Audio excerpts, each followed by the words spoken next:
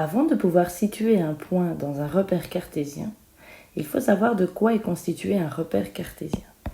Comme vous pouvez le voir, il est formé de deux droites perpendiculaires graduées, que l'on va appeler axes. L'axe horizontal, qu'on appelle l'axe des abscisses, l'axe des x, et un axe vertical, que l'on appelle l'axe des ordonnées, l'axe des y. Ces deux axes se rencontrent en un point que l'on appelle l'origine du repère. C'est notre point 0. C'est à partir de ce point que nous allons graduer les axes. Comme vous pouvez le voir, 1, 2, 3, 4 et dans l'autre sens les négatifs. On procède de la même manière pour l'axe des ordonnées, vers le haut 1, 2, 3, 4 et vers le bas les nombres négatifs. Une fois le repère cartésien correctement tracé, nous pouvons situer un point. Par exemple, prenons le point A, qui se situe en 3, 5. Comme vous pouvez le voir, la coordonnée d'un point se compose toujours de deux nombres. Le premier nombre se situe sur l'axe des x. Donc, je me promène d'abord horizontalement et je m'arrête au nombre 3.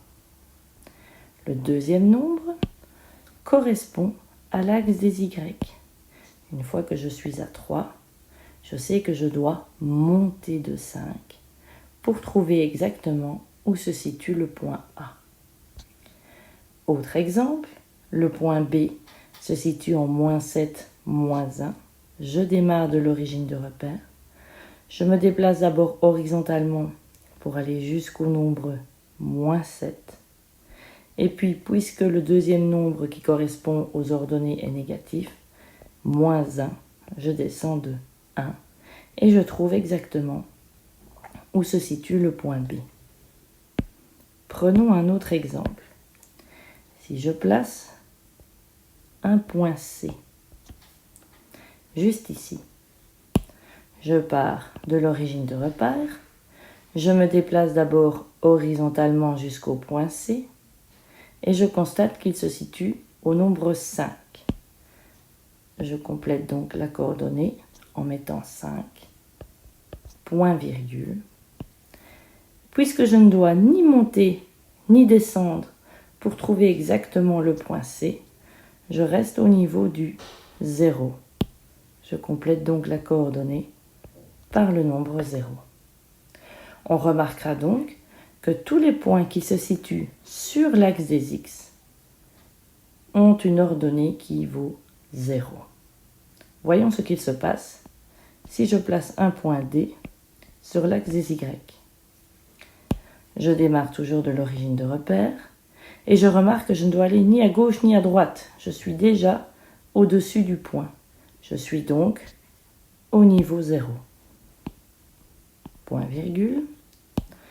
Une fois que je suis au mon 0, je dois descendre de 5. Je complète donc la coordonnée par -5. Donc, pour situer un point, je me déplace d'abord horizontalement, ensuite verticalement. Petite astuce pour ne pas se tromper, lorsque l'on cherche l'appartement d'une connaissance, je vais d'abord aller me mettre devant le numéro du bon immeuble avant de prendre l'ascenseur pour me rendre au bon étage. Donc d'abord horizontalement et puis verticalement.